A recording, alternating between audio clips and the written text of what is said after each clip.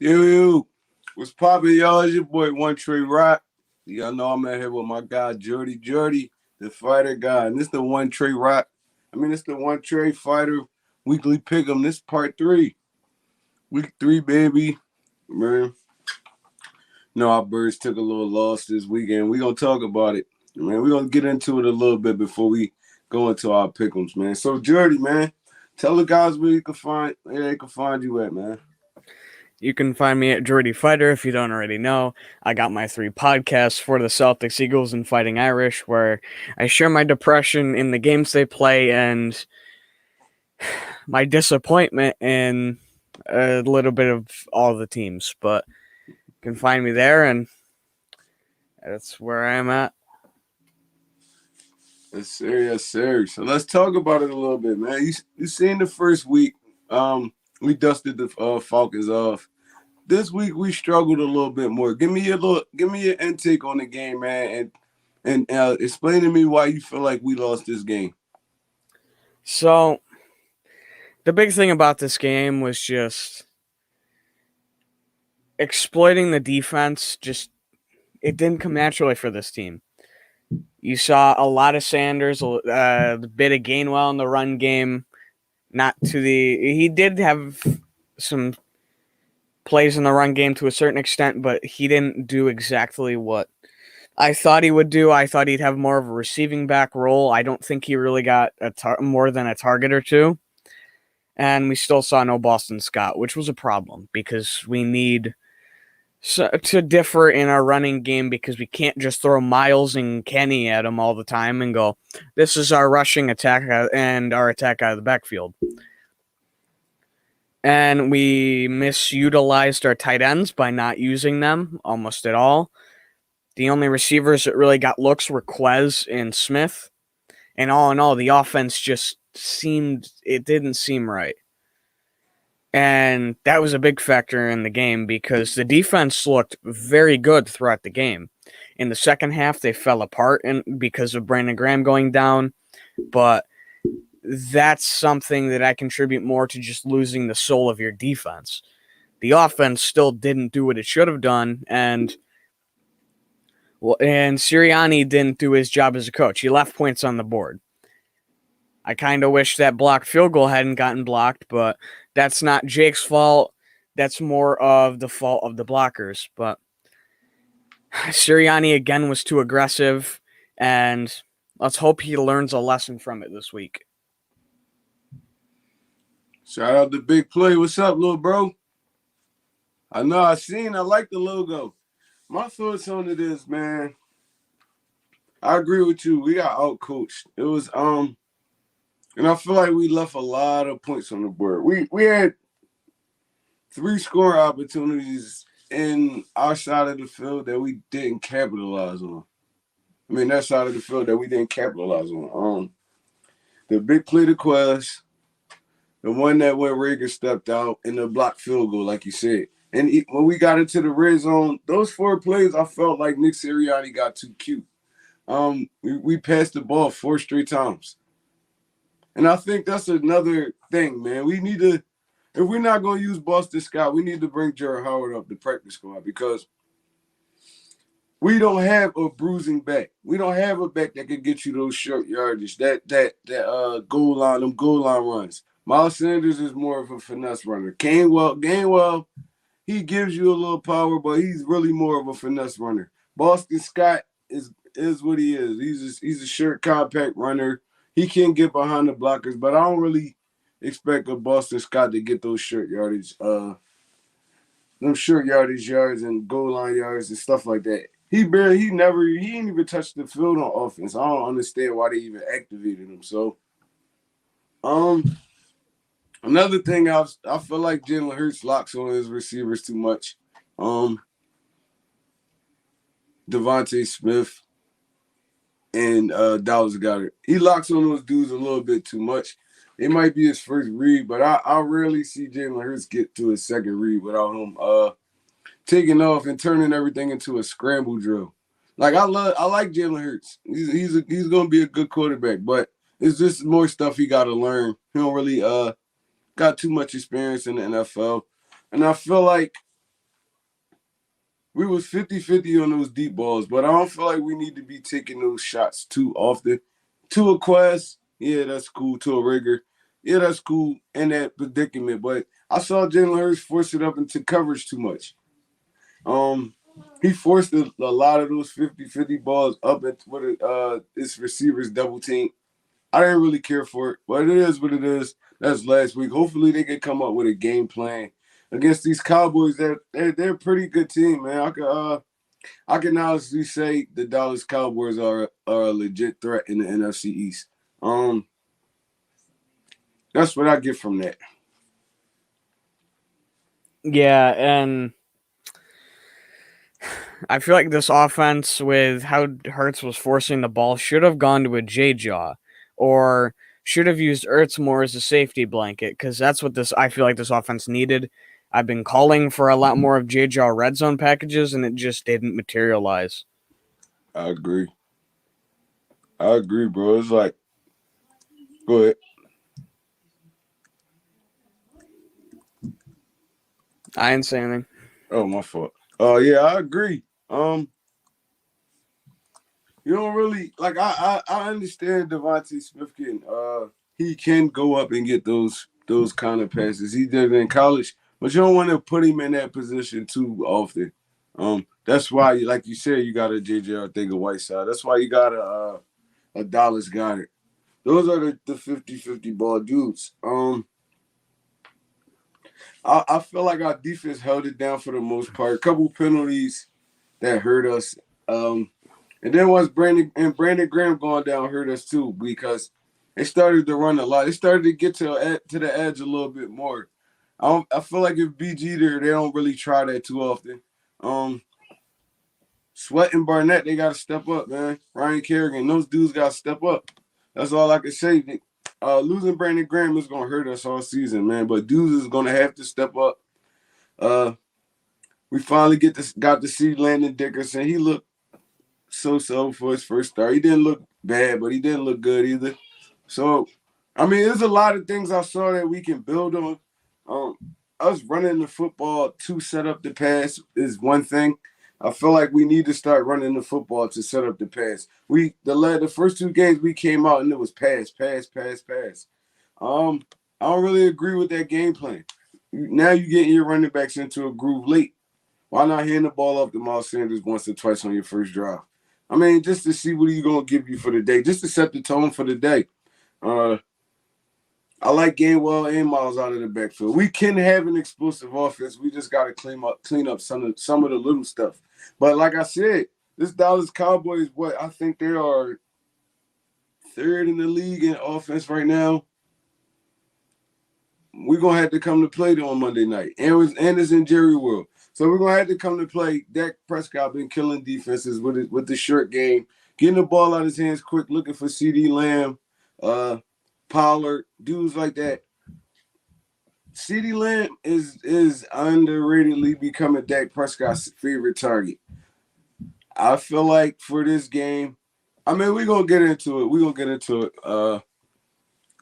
When we go through the Pickem, but I mean, it's a lot that we need to work on, but I don't feel like it's a ton.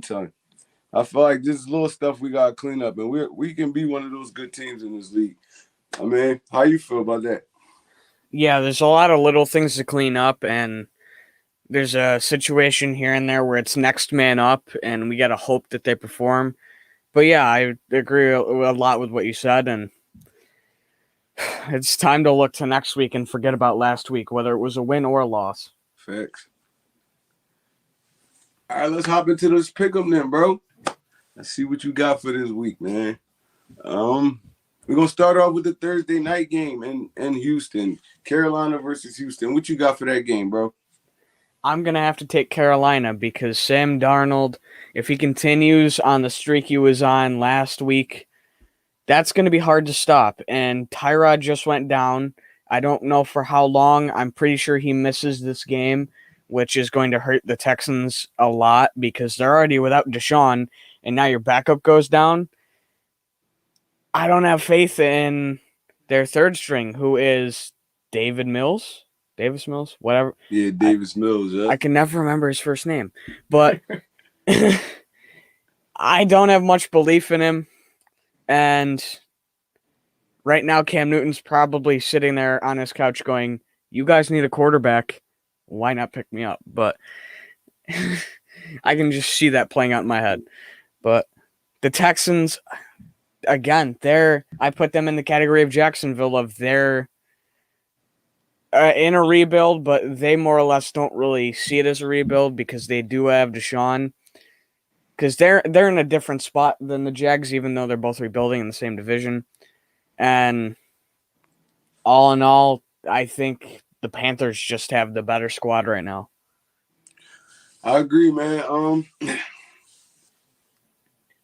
It's kind of hard to pick the Texans over Carolina, based off the fact that what you said. The Texans are on that third string quarterback, and Carolina has been playing underrated good football. Nothing too flashy. Sam Darnold getting the ball out of his hands to his receivers, letting them make plays. Whether it's a Christian McCaffrey, DJ Moore, one of those guys. Robbie Anderson. I feel like Darnold fits this offense well. He can move, he can extend plays, but he doesn't. That's not really what he wants to do. He want to get the ball out of his hands fast. He want to run the football. He want to just sustain drives, not like in New York where they really had nothing around him and he had to try his best to make plays. This offense has more weapons than he had last year. So Sam Darnold looks like a good quarterback right now. I was telling dudes that the past 2 years. I'm like, Sam Darnold is not a scrub. He's just stuck in New York right now. When was the last time a quarterback succeeded in New York? Not named Vinny Testaverde or Joe Namath. They go there. Quarterbacks go there to die.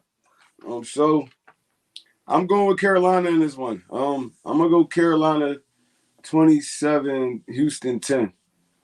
I'm going to have to agree with that score. All right, got that out the way. Let's move on. Indianapolis versus Tennessee at Tennessee. Indy versus Tennessee. Now, Tennessee, they're another team that is going to be remembering week 1 and remembering week 2. And I think they're going to push into this week trying to get Julio the ball a little bit more, try to spread the ball around, not just give the ball to Derrick Henry. Because, I mean, that's great and all, but you can't just give Derrick Henry the ball all the time. There's a reason that I've been saying this could be a pick your poison offense. It should be a pick your poison offense. And they're not doing it right now. Derrick Henry may have went off last week, but now you're playing a Colts team where you should be moving the ball around a little bit more, not just putting it in his hands. And then the other side of the ball, the Colts, Carson just went down. That's the start of disaster because I watched that play a couple times. That was a horrible play. Anyone who says that's Wentz just being Wentz, I don't agree with, just because if any quarterback gets their leg bent or their ankle bent the other way, it's going to break. So with him down, I think they're going to struggle at least through the first half, if not the whole game, and that's going to cost them. And they still don't have T.Y. So I'm going to have to take the Titans here. I'm going to have to agree. I feel like I didn't watch the last 2 weeks of Indianapolis, and then surprisingly, that secondary has been getting roasted deep. Big play after big play after big play. Like I can't blame the losses on Carson. That's what everybody want to do, just because the circumstances.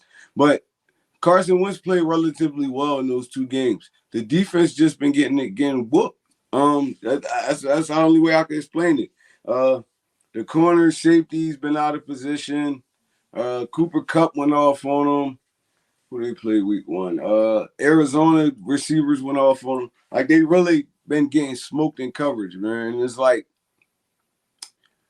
I don't feel like that's going to change this week, man. The Titans have 2 solid wide receivers, a solid tight end, and then you still got to account for Derrick Henry in the back. So you're going to have to put 8 in the box. So I feel like the Titans win this game easily. I'm gonna go Titans 34, Colts 10. I'm gonna go Titans 31, Colts 21. Yeah, I can see that. I can see that happening. The Indianapolis Colts have had two quarterbacks on that roster that I feel like can get the job done. They're not going to be world beaters, but they can get the job done. So it's like if they could come in and run that offense just as fluently as Carson has been, then I feel like it'll be a close game. But I mean, too many 3-and-outs. I feel like the Titans run them off the field. So it could go either way. All right, we're moving ahead. The Atlanta Falcons and the New York Giants at New York. Who you got? That's tough because both teams suck. But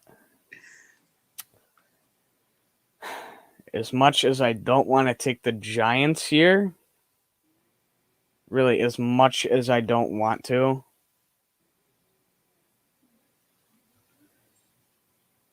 yeah, I'll roll with the Falcons because I think coming off the last 2 weeks, they're not going to be as demoralized as everybody thinks, and they're going against Danny Pesos or Daniel Jones.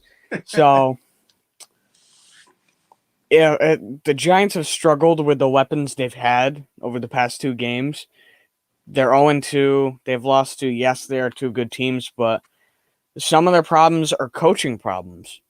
And they were given opportunities through both weeks to win games, and they didn't. So this is going to be a very close game. It could go either way. But I think the Falcons, with Matt Ryan at quarterback and with how bad this Giants offense sometimes can be, I got to give it to the Falcons. I agree. I'm going to go Atlanta, too. I'm going to go Atlanta because, like you said, I don't believe in this Giants offense. Offensive line stink. The Giants supposed to have a win on their record. We're gonna keep it on it. They coughed that game up. Bradbury catching interception with little over 2 minutes on the clock. Y'all run it. Y'all go 3-and-out. Y'all go 3-and-out. They get the ball back at the 2-minute, a little bit past the 2-minute warning, a little bit after the 2-minute warning. Go down and kick a field goal, miss it. Y'all jump off sides.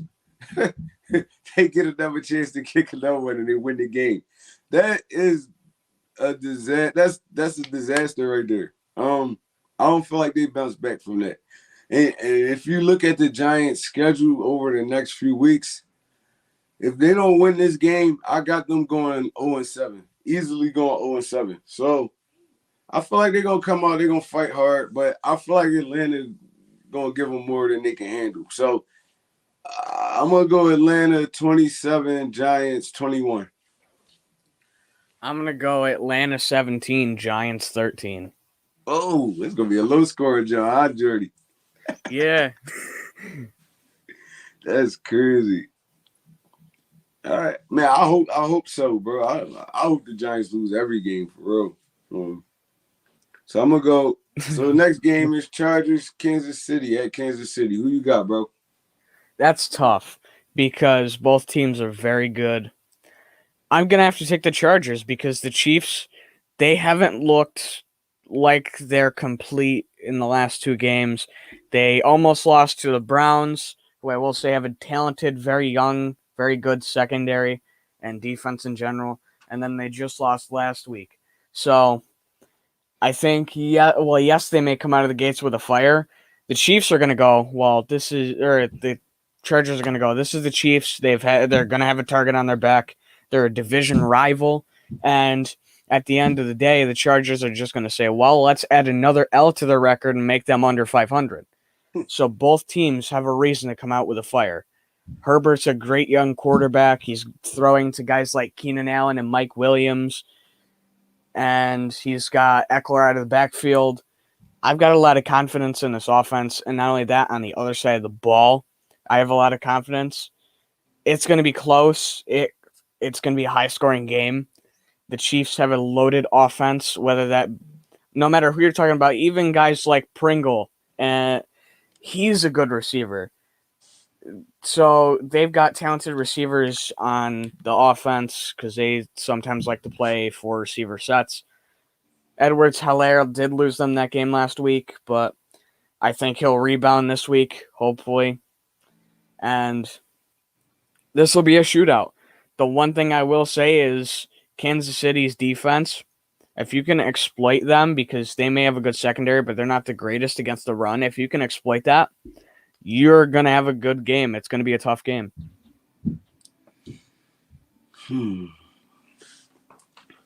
Like you said, this hard, bro. But I'm mad to go Kansas City. I feel like Kansas City, like you said, the last 2 weeks, haven't showed us their best football. I think their first two games were on the road.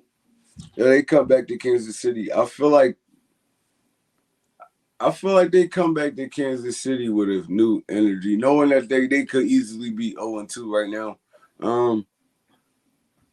Should be 2-0, but it could easily be 0-2, and they should be 2-0. So I feel like this the week that Kansas City picks it up. I like the Chargers too. They're a good young team, up and coming team, but I don't feel like they have enough right now to beat Kansas City. In Kansas City. Now, if it was in San Diego, then it'll be different. But I don't feel like they got enough to beat Kansas City right now. And I don't feel like they're going to build up enough of a lead to put Kansas City away in this game. So, it's going to be a high-scoring, close game. I'm going to go Kansas City 37, Chargers 34. I'm going to go with Chargers 45, Kansas City 42. Sheesh. Oh, you said high scoring, huh, Jordy? I want to see somebody almost drop 100 total. Yeah, we ain't seen one of them games in a while, right? Yeah. I want to see an explosive game. One of them, I don't want it to be an Eagles game, but I wanted to just see an explosive game, period. Like, everything been a little, but to be honest, that first game of the season between Tampa Bay and Dallas, that was relatively high scoring. So, yeah, I'd like to see that too. I'd like to see that shootout. It's going to be a shootout. I mean, Yeah. it's just going to whoever could execute in the fourth quarter going to win this game. So I'm gonna go. We're gonna hop to the next one. Bengals versus Steelers at Pittsburgh. I'm going to have to give it to the Steelers, as much as I hate to say it. The Bengals, yes, they have a good team with Joe Burrow, Jamar Chase. They've got some guys on defense. They've got Joe Mixon, who I think is, again, still primed to have a good season. What's up, bro? Father AM, man. Welcome to the show, man. Onetre Fighter Weekly Pickem. I apologize, Jody, for interrupting you. No, that's good. The one thing I will say is the Bengals have no O-line, and that's going to kill them this game.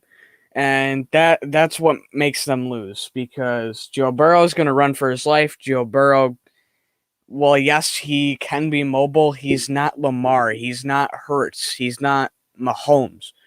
He doesn't have that natural scrambling ability, and he's not fast enough to just be an improviser. So when it comes down to it, I think Pittsburgh can force Burrow on the run, and that's going to give them the game. And Ben Roethlisberger is going to win because he's going to dink and dunk all night, because that's all he has to do. Maybe an end around or two to Chase Claypool. Who knows? Yeah, I actually like what I've seen out of Cincinnati the first 2 weeks. Even though they lost one of those games, I felt like Joe Burrow, he had 2 solid games. Their defense is underrated. They look good on defense, bro. It's like, but the Steelers got a mean defense too. So I feel like this game is going to be like one of those mid-scoring games. Like one of those semi-high scoring. I don't know. I can't explain it. It's gonna be one of those games. Like every time it don't matter what the records are. Every time the Bengals and the Steelers meet up, it's always a tough fought game. So maybe because they know each other so much, but it's always a tough battle. So I'm gonna go Steelers 24, Bengals 21. I'm gonna go Steelers 21, Bengals 17. Yeah, so we basically on the same page. They always have one of them knockdown drag out games. Maybe Pittsburgh pull away at the end, but it'll always be a good game for the most part. I enjoy watching those battles between them two. So yeah. Chicago versus Cleveland at Cleveland. It's Justin Fields' first ever start in the NFL. How you feel like this game gonna go, bro? I'm gonna have to toss this one Cleveland's way because as much as I'd like to say Fields comes out and wins his first game and just has a monster game, it's gonna take him out a while to adjust to being a starter and to this offense and everything. Allen Robinson really hasn't jumped off the page to me really recently. Cole Kmet hasn't been super. He hasn't gotten super much of a workload. Montgomery, he's looked good, but not where he could be. And their defense, while good, it hasn't been super great. At times, it seems like Mac is the only guy on that defense. So when it comes down to it, I got to get to the Browns because they pulled it off they almost pulled it off against the Chiefs. And then they continue to perform even though Baker Mayfield's their quarterback and OBJ isn't the OBJ of what he used to be. And they're performing. Their defense looks great. Their offense looks okay at worst.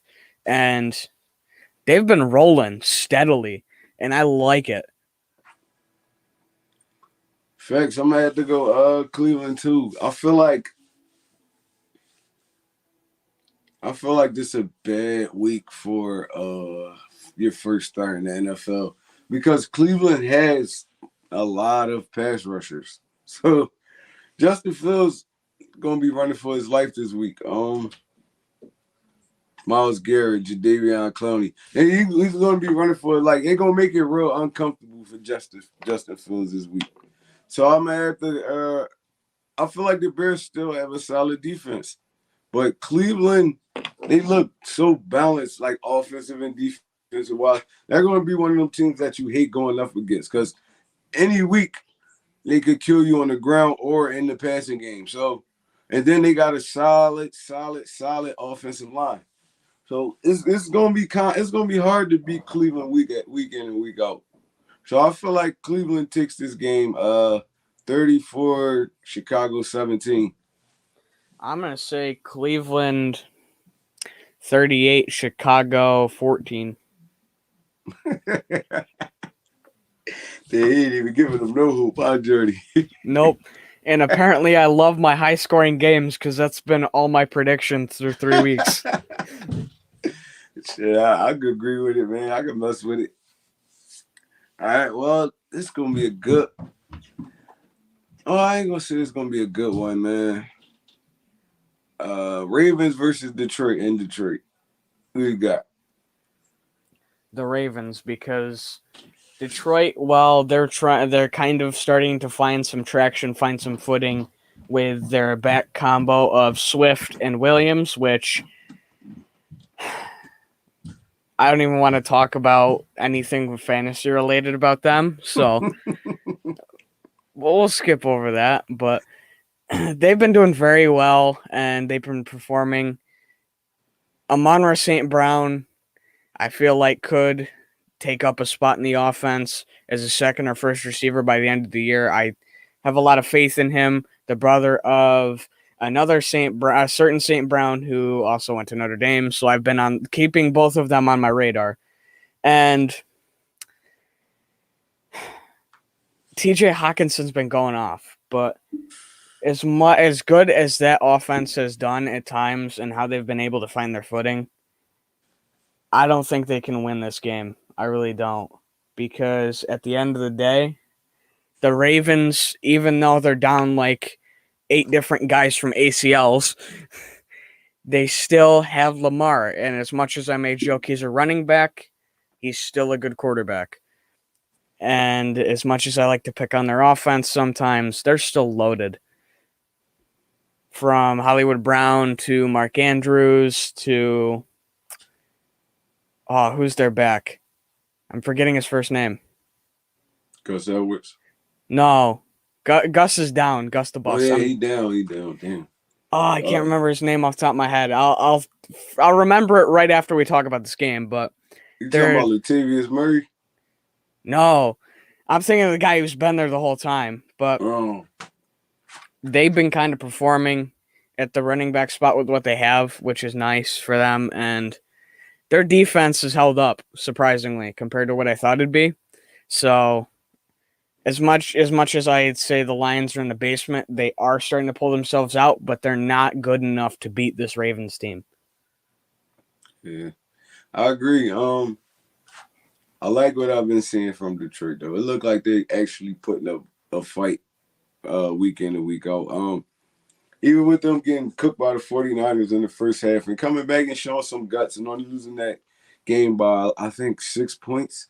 And even last week, they gave Green Bay all they could handle in the first 3 quarters. They just fell apart late in the NFL. I mean, I said late in the game. So I feel like this is gonna be a tough outing when you go up against Detroit. They got a physical defense.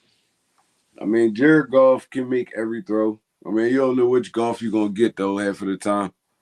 But yeah, I agree, bro.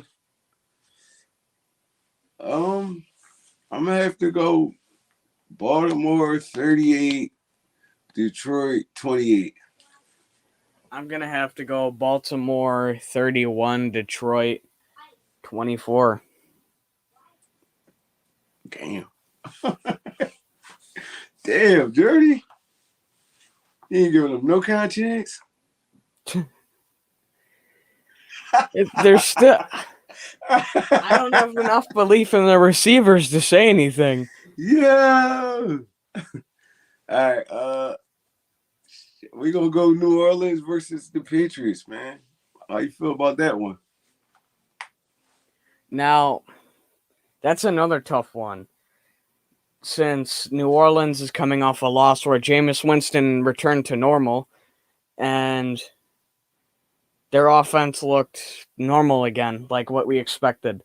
I don't know if Michael Thomas was there to perform. Harris hasn't been what I expected him to be. I'm starting to think he's slipping on their depth chart, and that's not what they need right now. Their running attack with Kamara has been up and down over the weeks.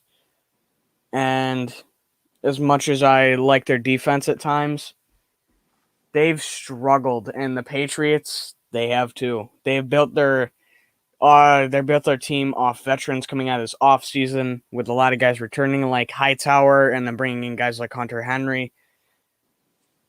The chemistry wasn't there right away, and that's the only thing they really needed, I'd say. Because they've got the talent, they've got the guys who can produce. They need the chemistry. I think this could be a week where you see the chemistry really start to build as a building block. They're not there, but they're starting to be there, and this is close. And as much as I want to give it to the Saints, I'm gonna have to say Patriots.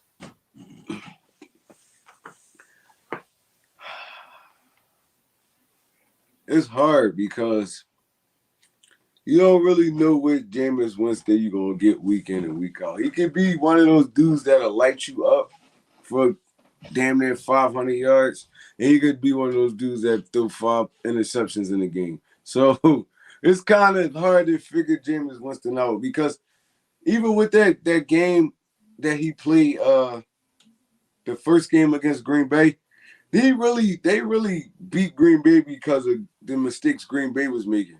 So, I mean, Jameis Winston had 5 to 6 chances in the red zone from the gun bust. So, you don't really know what Jameis you're gonna get. That's what be scaring me about even him when he was on Tampa Bay and even now. So the Saints always gonna have a good defense. I mean, they still got their key players on defense, but I feel like Bill Belichick and the Patriots win this one because Mac Jones looking good right now. He's running the offense how it's supposed. He's not putting up stellar numbers, but he's effective when he dropped back to pass the ball, and he just runs the offense the way it's supposed to be ran. I got the Patriots in this one. I'm gonna go Patriots 27, Saints 21. I'm going to have to go Patriots 30, Saints 21. Yeah, close. All right, so we're gonna hop Arizona versus Jacksonville at Jacksonville.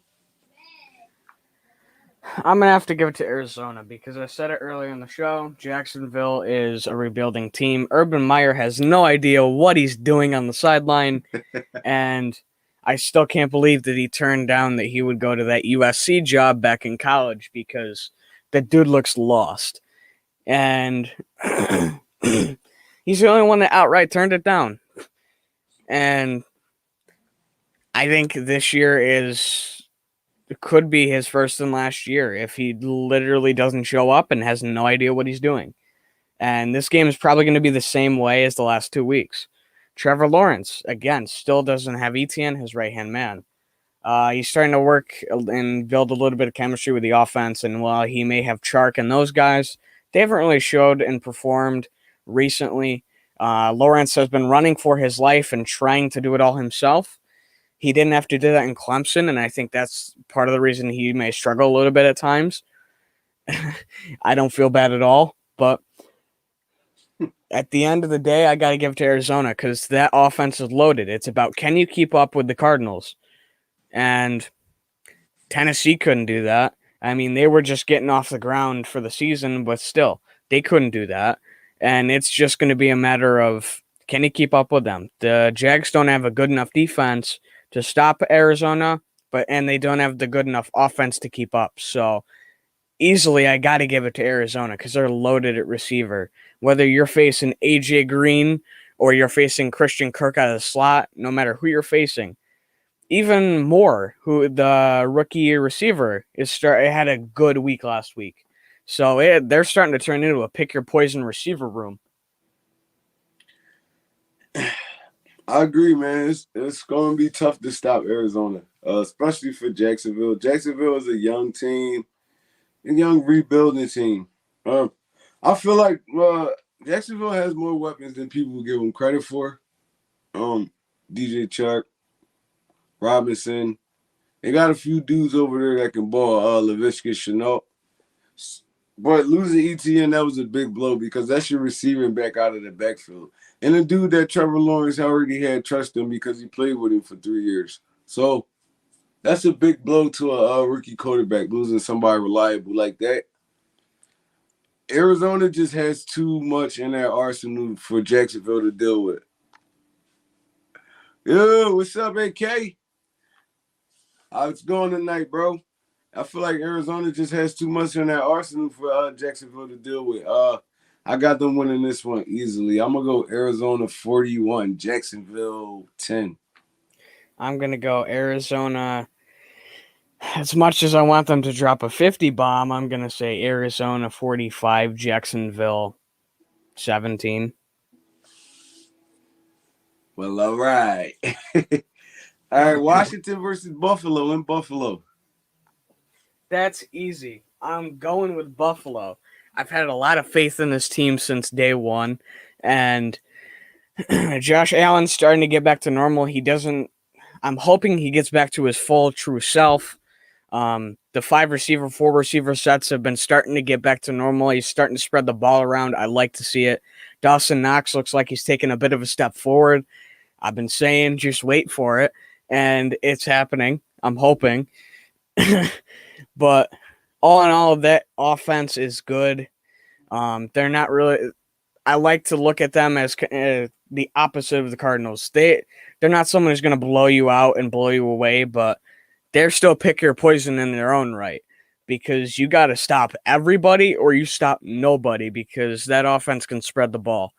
I still don't have much confidence in that running back room, unlike everybody else. I think Singletary and Moss are just more or less the same kind of back, at least in some ways. I think you really need a power back to anchor that room. I just don't have a lot of faith in Singletary and Moss. They're not. I don't think they're as good as everybody's giving them credit for. That Bills defense, they're showing up. They're showing that they've got the experience from last year, the returning guys, and they're starting to show that last year wasn't a fluke. This year they're going to come back and they're going to show why they deserve to make a deep run. And I don't think that's going to be easy to stop at all from Washington. While they may have a good defensive front, Buffalo doesn't have a bad O-line by any means. So I think it's just a matter of can Washington do enough to keep themselves in the game? And with Taylor Heineke throwing the ball, you don't know what he's going to do week in, week out. You may get a good Taylor Heineke or a bad Taylor Heineke. There may be 1 week or 2 weeks this season where he's exponentially great. I don't think it's going to be against Buffalo because you're facing guys like White, Poyer, Hyde. So I got to give it to Buffalo. He said White Poyer, Hyde. Dirty, funny as hell. Yeah, I'm going to give this one to Buffalo, too. I just feel like at the end of the day, Washington doesn't fluster up enough offense to run with Buffalo. Buffalo is one of those teams that's, I can't even say sneaky good because they showed last year and they're really like the same team basically this year. They play solid defense. They don't have a lot of big names besides like a Tre'Davious White or what's their middle linebacker name? Chase Edmonds. Yeah, Edmonds. I don't know why I wanted to say Milano at first. Yeah, Chase Edmonds. That's his name, right? Chase Edmonds? Yeah, Edmonds is in the middle. Milano's on the outside.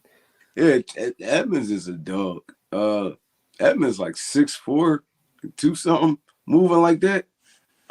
He's a dog. He's one of those unicorns in the NFL. But I just don't feel like Washington can fluster up enough offense to beat Buffalo. So I'm gonna go Buffalo 37, Washington 21.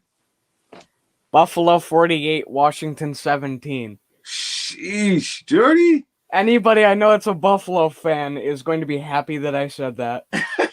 What's going on with you tonight? You getting that? Everybody getting blew out. You booked it this week out. That there's always a couple blowouts of my predictions, apparently. Facts. New York versus Denver. At Denver. I got to give it to Denver just based on the fact that it's the Jets. I mean, Zach Wilson in week 1 was the defensive player of the week because of how many interceptions he threw. And that's the new purgatory.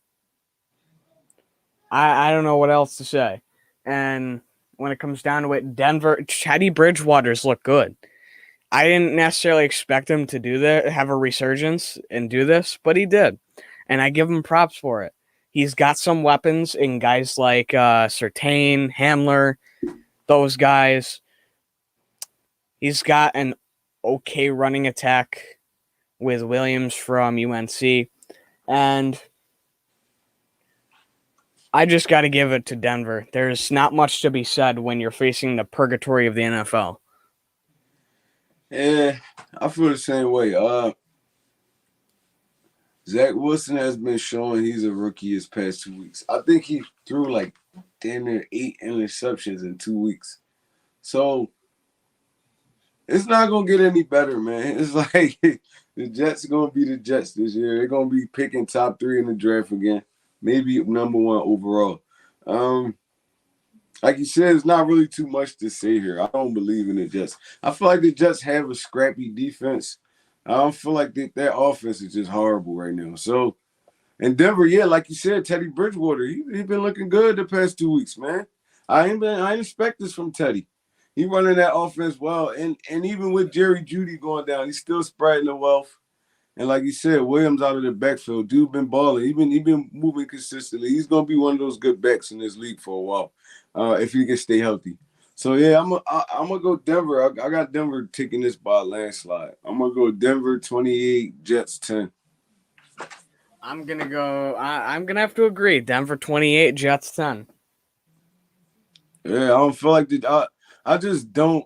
Even before the draft, I really wasn't a big Zach Wilson fan because I watched college football. I seen Zach Wilson go off on teams that really was garbage. But when he had some competition in front of him, he played like trash. So I mean, I expected to change in the NFL. Plus, he's not a big dude, so he has to. They have to set a lot of plays where they're moving the pocket for him, and he's not really that good outside the pocket. So it's like, what can you really do, Zach Wilson, that can change the Jets' offense? I mean, you can make all the little cute throws every once in a while, but them hoes close too fast. The DBs in the NFL, they close too fast. They're more physical. They stand with wide receivers step for step. You got to make that perfect pass to get that ball in there. Then the windows are way tighter. So I don't feel like Zach Wilson will really come into his shell until like year 3 when he's fighting to when he's actually fighting to be the Jet starter. So I mean, I got Denver winning this game. Oh, we already said the goddamn scores. My fault, bro. It's all good. Moving on then. Miami Dolphins and the Oakland Raiders. Who you got winning this one? I got the Raiders because Tua's down with some fractured ribs. He's not going to come back for a couple weeks. And with that happening, my faith in this Miami offense gets a little bit weaker. And the Raiders have showed the last 2 weeks that they've been underrated. And that's what I was saying, to watch out because they're a surprise team. And that's what they did. They came out of the gate strong, and they've been a surprise team. They've explosive, too. They've performed. You've gotten big performances from Darren Waller, who's gotten an absurd amount of targets. Henry Ruggs, Josh Jacobs, when he was down. Kenyon Drake had a good performance. Kenyon Drake, even with Josh Jacobs healthy, got a good performance. And he won me a fantasy game. And they've had some performance from Renfro and the rest of the guys at receiver. And their defense has just looked good. I really like how good their defense has looked. And when it comes down to it, I don't think Miami has enough to compete, especially without Tua. So I'm going to have to give it to Oakland. Not Oakland, LA. Las Vegas. Whatever city they're in. It changed like 3 times, right? I'm going to go, I'm going to have to go with Las Vegas, too. Mainly for the reasons you said. I don't feel like the Dolphins got shut out last week. Like 0 points on the board. It's going to be hard to bounce back from that, especially without your starting quarterback. And which I don't feel like Tua is probably going to be the starter there for too long. He gets injured often. I don't feel like he has the arm strength to, really do too much. Like, he's a dink and dunk quarterback, basically. So, and Oakland they beat two quality teams the first 2 weeks. So, I feel like Oakland's going to be one of those sneaky teams this year. I'm going Oakland. I'm going to go Oakland 28, Miami 10. I'm going to go Oakland 28, Miami 7. Close for the most part. All right, this is going to be a good one. Seattle versus Minnesota in Minnesota.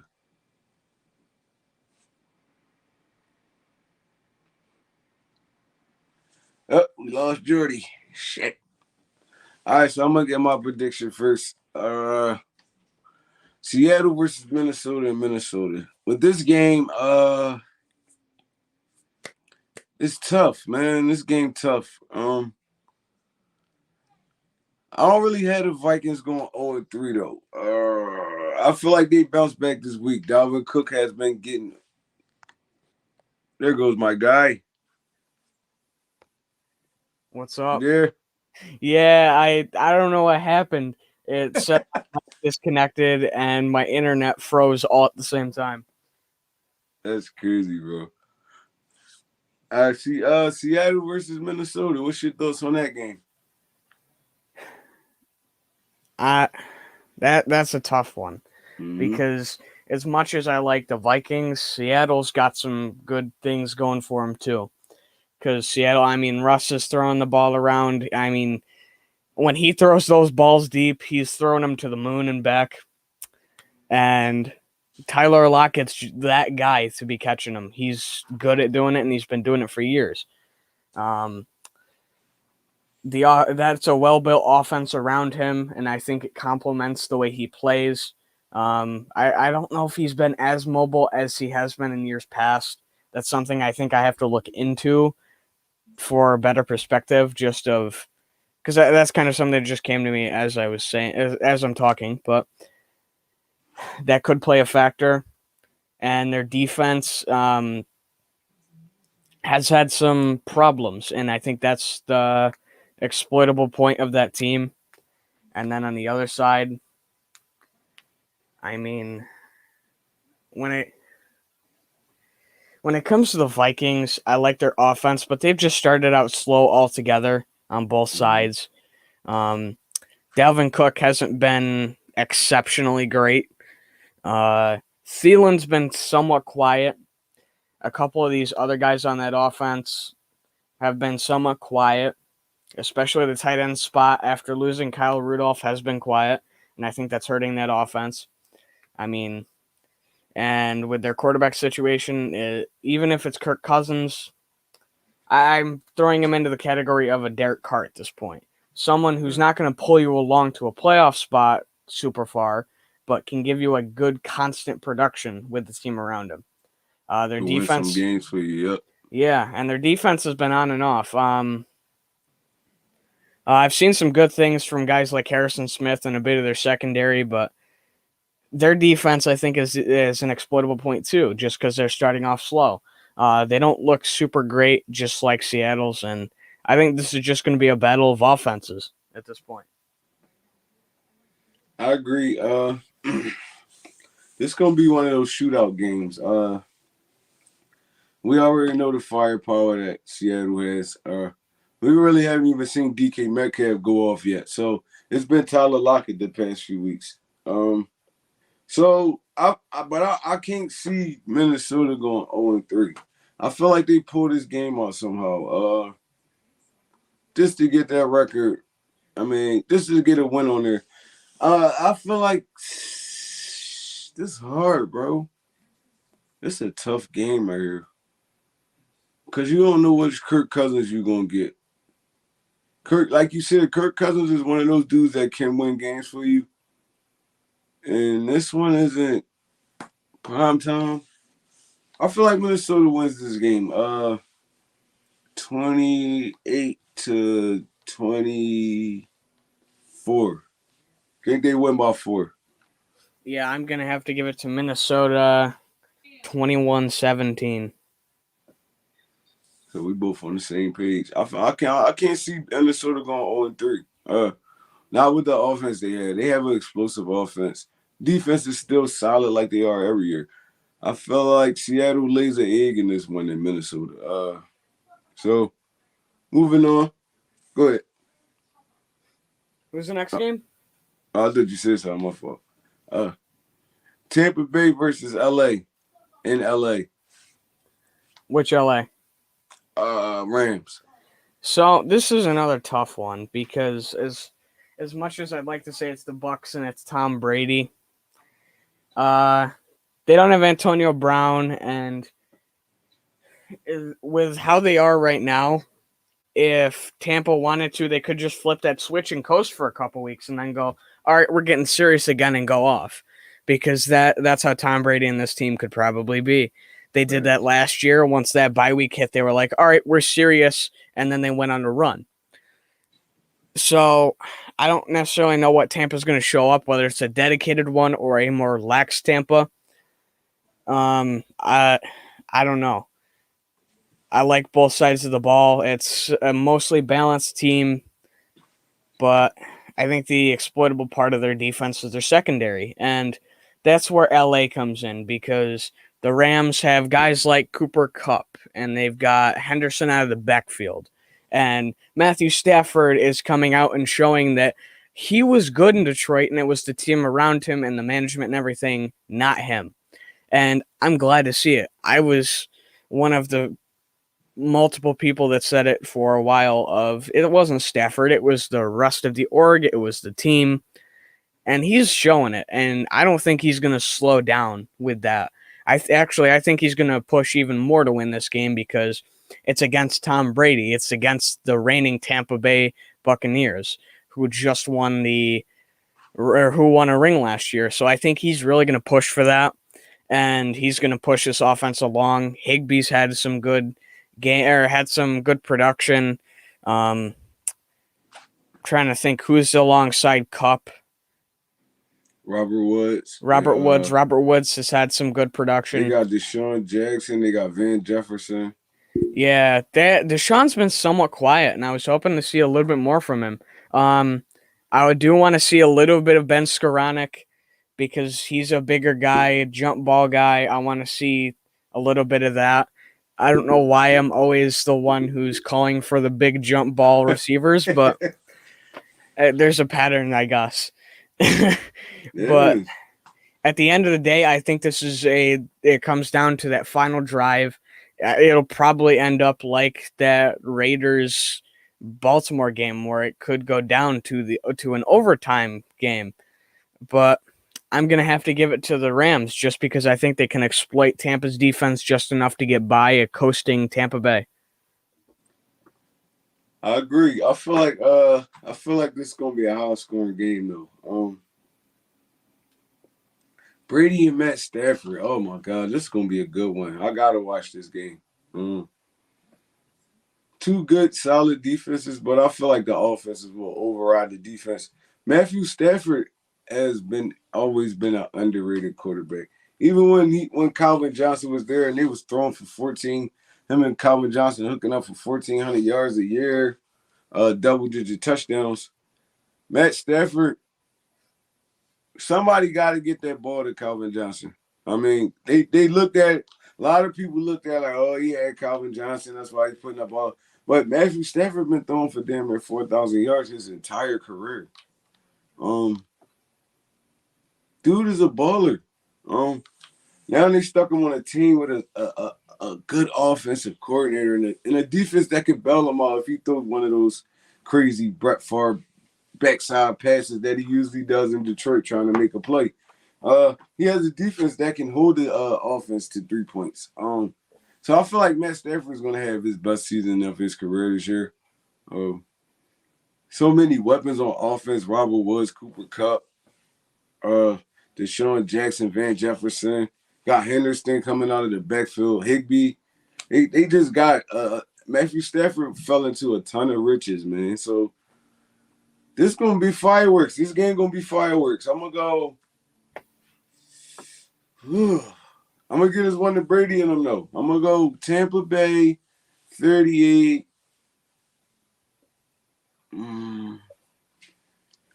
LA 36. No, LA 33. I'm going to go Rams 41, Tampa Bay 38. So we both agree it's going to be high scoring. Yeah. Green Bay Packers versus the San Francisco 49ers. Who you got winning this game? I got Green Bay.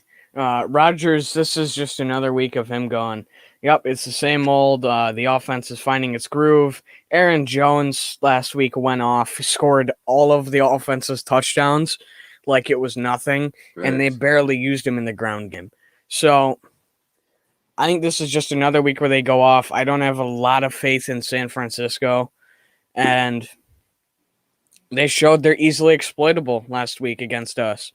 no matter how bad both teams performed, it showed that San Fran's got some weaknesses they need to fix, and I don't think some of them are easy to fix, and they're going to be able to fix by this game. And when it comes down to it,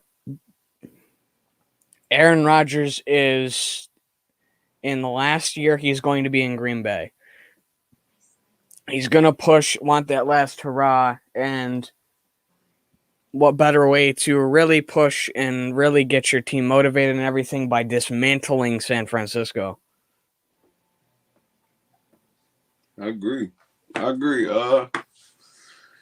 feel like Aaron Rodgers is gonna have a field day on that secondary because they're missing so many key guys. Now they're just scrambling around cornerbacks, and if you start Josh Norman out there this week, Devontae Adams is gonna smoke that dude. I don't see. Only way I can see San Fran winning this game if they play ball control offense. Keep Green Bay offense on the sideline. Put together 10, 12 play drives. Down at the possession after possession after possession. Because I feel like Green Bay is going to score on this this defense. If the pass rush can't get there, Green Bay is going to have a field day. Aaron Rodgers is going to kill them dudes through the air. So I'm going Green Bay as well. I'm going Green Bay 37, San Francisco 27. I think I'm gonna have to go Green Bay. Green Bay 34, and then San Francisco 24. So we right there. All right, now we about to get down to the game we wanted to talk about. It's Dollars Week, baby.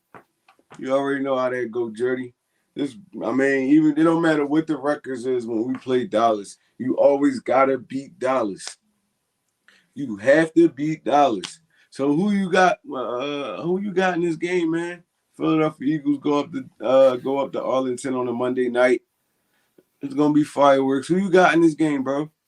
So as much as it's Dallas Hate Week, and I will, if I wasn't so busy this week, it would be constant Dallas Hate Week stuff, but I'm going to have to give it to the Cowboys on this one, only because I see us coming back later in the season and sending them home. Mm-hmm. And it's in Jerry World. The Cowboys have been producing on all cylinders, whether we like it or not.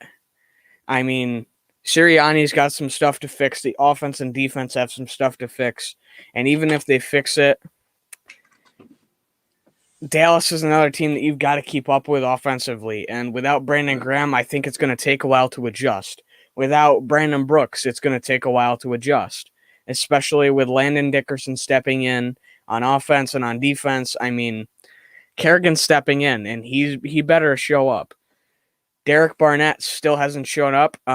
We should be posting missing posters because he hasn't been here for 2 weeks. And where is he? This isn't what a first-round pick should be doing. I'm just hoping he gets traded by the end of the year. I really am.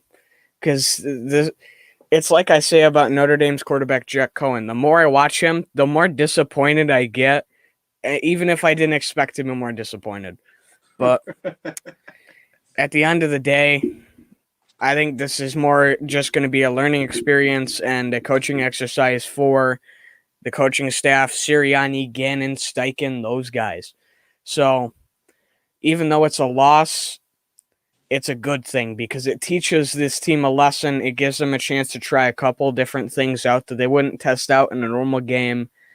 And we'll see what happens because this, even though I say this is a division rivalry, and this game, both of these teams hate each other. So you never know how it's going to go.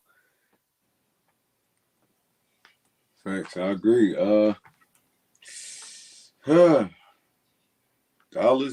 Dallas. I can't stand these goddamn fools, man. But like you said, I gotta give them their respect. They've been balling this year. I mean, they got the same record as us though, so it's like It's all fair game.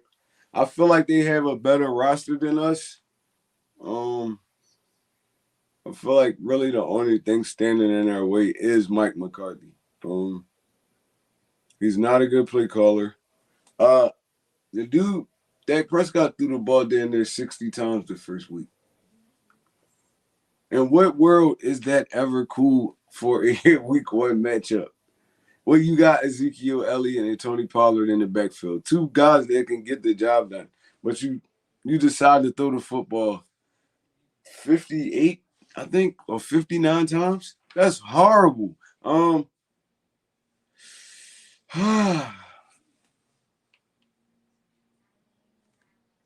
That's horrible, bro.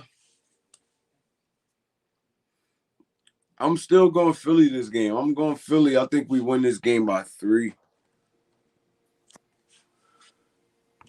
I have no idea what is going on anymore.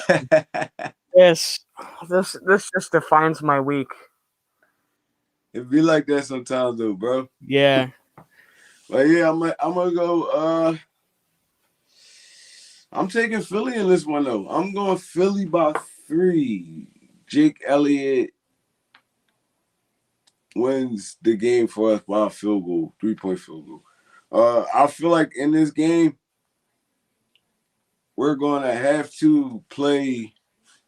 I'm kind of scared, like, to blitz Dak Prescott because he's getting the football out of his hands so fast right now.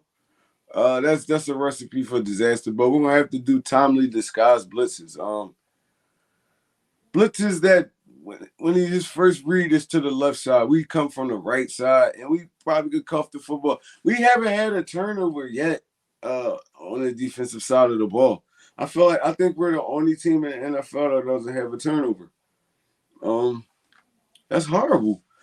I mean, but we haven't been really getting scored on either, though. So it's like you got to take the good with the bad sometimes. But hopefully this week is when the turnovers start happening because we had a lot of plays where dudes dropped interceptions or they didn't pick up the ball on fumbles. Maybe this week we'll get to our destination where we're catching those interceptions and forcing those fumbles and covering up the football, giving our offense good field position. We don't got to drive 80, 90 yards every goddamn drive. So I'm going Philly in this one. I'm going to go Philly 33, Cowboys 30. I'm going to say Cowboys 27, Philly 24. God damn it, Jordy. You got to be a fan for this one, Jordy. God damn. I want to win this game, but I just with last week, I don't know if Sirianni's going to be able to iron everything out.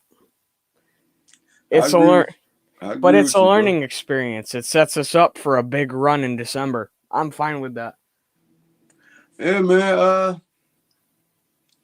Can't do nothing but agree because we've seen the good and the bad in the first 2 weeks. So we gotta get some kind of balance, and we can't be running plays so close to the line of scrimmage all the time. It's like, damn, we gotta get a little bit of creativeness in our offense, like short and intermediate.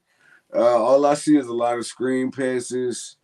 Jalen Hurts looking for one read, scrambling out the pocket, hitting somebody on the sideline for a 3-4 yard gain. We got to get a little bit more creative in our offense, bro. It's like our defense been holding it down for us for the most part. Now it's up to our offense. We got to get that together. And I feel like the first step is bringing Jordan Howard up off the practice squad. It's a good move. You're not using Boston Scott. Bring Jordan Howard up. Give him 6 to 8 touches a game. I mean, when you get in those short areas, like we don't have power backs. And just, like on that 4th down, I was so pissed. We got in that red zone and ain't run a quarterback sneak in 3 plays. And then when we get down to the end of the game, when we're already trailing 17-3, y'all want to run a goddamn quarterback sneak. Well, we could have scored on that on one of those drives. It's like the play calling was like off. It was like off to me. Like he was trying to get too cute.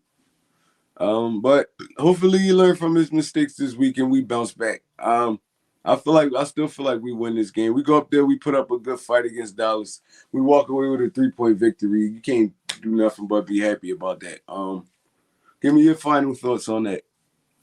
Yeah, and let's hope he doesn't run a Philly special this week, because by no means should you be running a Philly special. It is synonymous with this team, which makes it even worse that you ran it, because at least when someone like the Bears would run it with Burton, I mean, yes, it would work, or sometimes it wouldn't, but they're not known for that. We're known for that. So you shouldn't be running any kind of variation of a Philly special.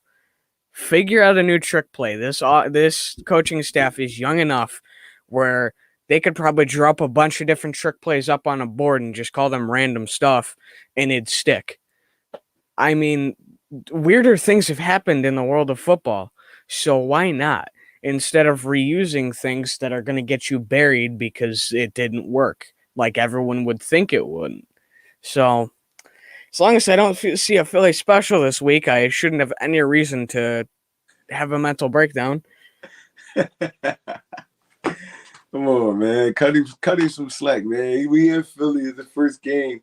Fans been there in like, what, a whole year and a half. He was just trying to bring some excitement to the stadium.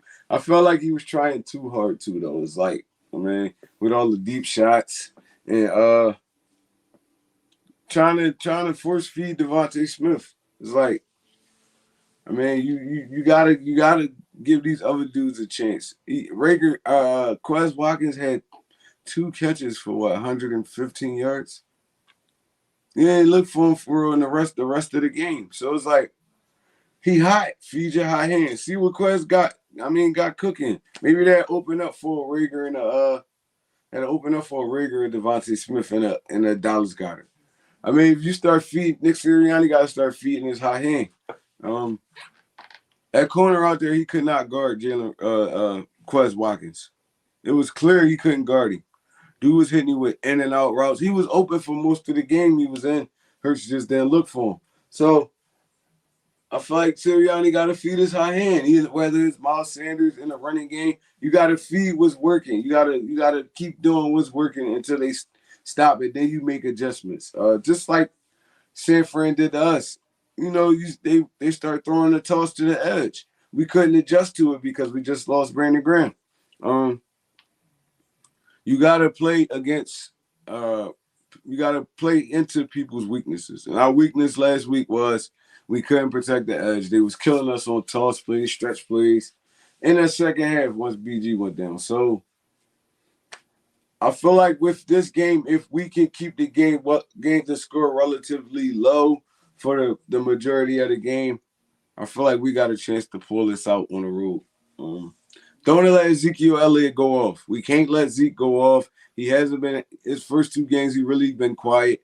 But you don't want to get to that game, and it's us, and we're preparing so much for the pass that we forget about Ezekiel Elliott in the run game, and he goes off for 150, 160 yards on those 2-3 touchdowns. So he's still a good, solid back in the NFL. So I wouldn't sleep on that dude either. And we got to tackle. We got to tackle, bro. Sure tackle. 11 men to the football tackle. We can't miss tackles. Dallas runs so much sure stuff. They sure pass you to death. And then somebody breaks a tackle and then touchdown. We got to be sure tacklers this week. Whether it's our corners, our safeties, our linebackers, we got to be sure tacklers, everybody to the football. And our D-line got to get pushed. We got to make Dak Prescott uncomfortable. We can't let him sit back there and pick us apart for the whole game. So, I mean, that's my thoughts, man. You got anything you want to rebuttal on that one, or no? Are you good? Not really, other than we really got to work on getting people down. That was the problem through the Doug Peterson era, was bringing guys down, and we can't let that continue to happen, or it's going to be another bad year. And a lot of people are going to mentally check out after like week 10 because it's just going to be the same old thing. And I don't want to see more corners look like Ronald Darby where they turn into a fish on the field after the ball is thrown.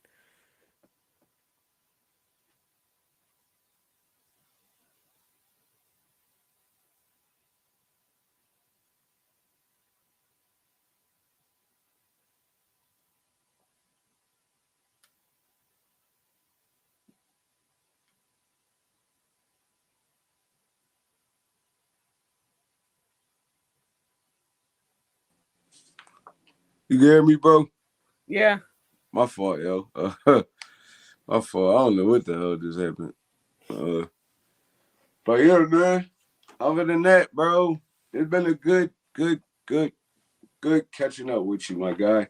You already know we got our little thing going on. It's the One Tree Fighter weekly pick'em. We're gonna be doing this every Wednesday or Tuesday. I mean, one of those days before the week starts, before that Thursday night game.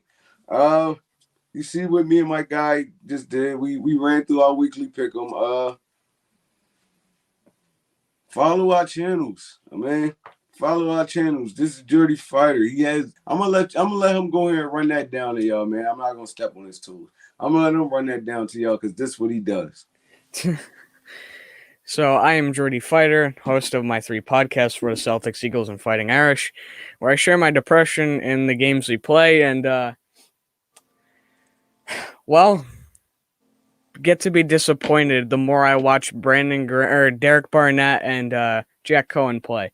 But you guys probably know where to find me, and sub up Onetre Rock too, because he is my partner in this, and so it's another good week. Hopefully some of our picks are right. Hopefully there's some blowouts, and hopefully I'm at least right with one of my high picks. Again, thank you for having me on, though. Dirty just wants to see blowouts all weekend. But yeah, man, like he said, bro, go sub up our channels, man. We work magic together. You see, man, my guy is an analyst. He don't want to call himself that, but he's an analyst, man. I can sit back and listen to Dirty all day. Once I get him going, he can't stop. I mean, that's how I know he's an analyst.